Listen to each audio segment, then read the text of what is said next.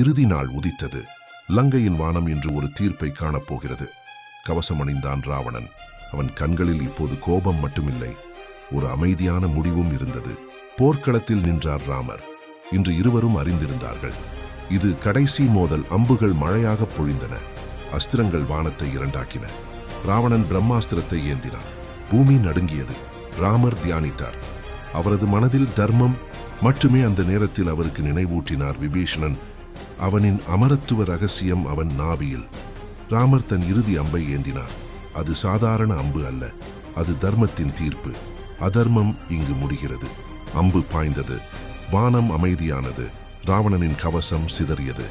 அவன் மெதுவாக நிலத்தில் விழுந்தான். லங்கை முதல் முறையாக அமைதியை உணர்ந்தது. அகந்தை வீழ்ந்தது.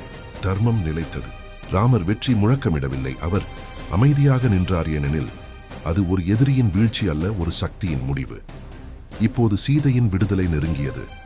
இதோ தர்மத்தின் வெற்றி. ஆனால் இந்த கதையின் ஆழம், அது யுத்தத்தை விட பெரியது.